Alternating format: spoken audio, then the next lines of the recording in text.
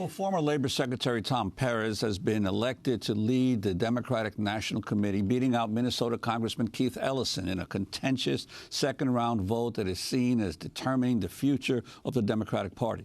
Congressman Ellison is the co-chair of the Congressional Progressive Caucus and the first Muslim elected to Congress. He was widely backed by supporters of Senator Bernie Sanders and the Democratic Party's more progressive wing. Perez was backed by the party's establishment, including President Obama. He becomes the first Latino head of the Democratic Party. After Saturday's vote, which marked the first time in more than 30 years that the outcome was not known ahead of the balloting, Ellison supporters erupted in protest, chanting, "Party for the people, not big money." Tom Perez quickly appointed Ellison deputy party chair, which was a new position. Standing together, they both urged party unity. This is Tom Perez. Where do we go from here? Because right now we have to face the facts. We are suffering from a crisis of confidence, a crisis of relevance. We need a chair who can not only take the fight to Donald Trump, make sure that we talk about our positive message of inclusion and opportunity and talk to that big tent of the Democratic Party. We also need a chair who can lead turnaround and change the culture of the Democratic Party and the DNC. We go now to Washington, where we're joined by Zed Jelani, staff reporter at The Intercept. His latest article, Keith Ellison loses DNC race after heated campaign targeting him for his views on Palestine. So explain, Zed. Yeah, well, it's really interesting. Keith Ellison started out very strong in this race. He received endorsements not only from Bernie Sanders and Elizabeth Warren, but also from Harry Reid and Chuck Schumer, from a wide variety of labor unions. I mean, in a way, he really was the unity candidate in that he had brought together Sanders backers and Clinton backers.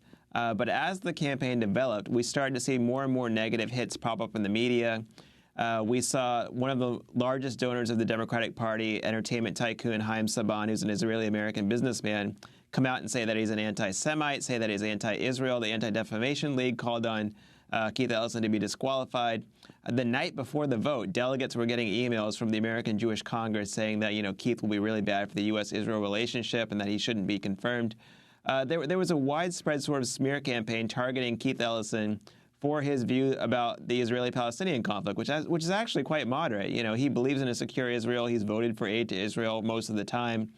But he also believes in rights for Palestinians. He opposes the blockade on Gaza. He opposes the settlement construction. And he's been vocal about that, and he's talked to both sides, and he's been very close to both the American Jewish community and the American Muslim community. But unfortunately, there are a number of big donors to the Democratic Party who feel like moderation isn't really what they need, that what we need is a relationship between Israel where we have absolutely no daylight. And this is all coming despite the fact that the DNC chairman actually has no role whatsoever in setting Middle East policy. And yet we still saw this campaign of innuendo and smears come out against Ellison. And said the particular role of President Obama and his main staff on this vote?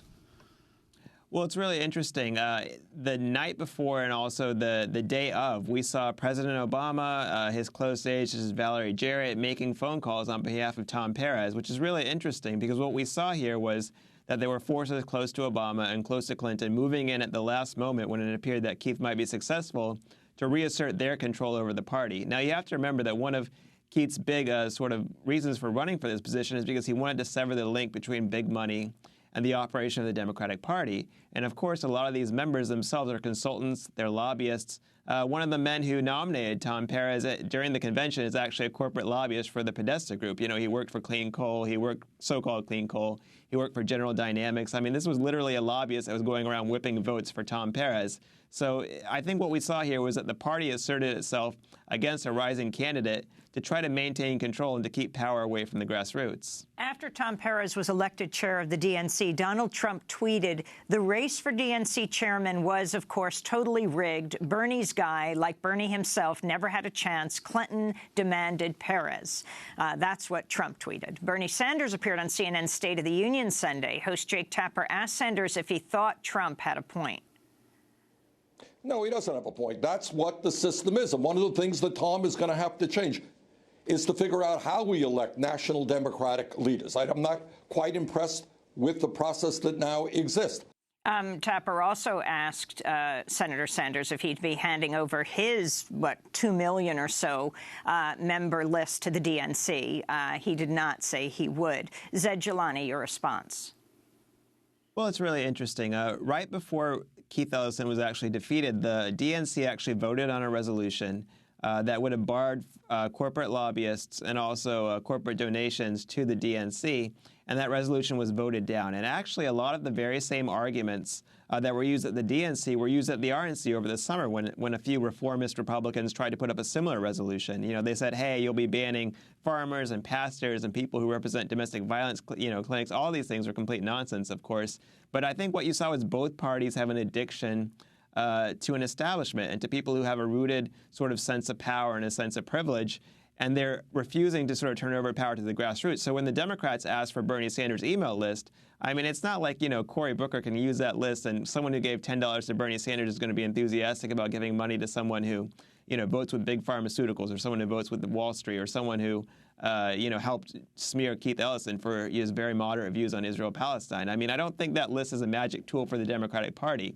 If they want small donors like that giving to them, then they should sever the link to the big donors.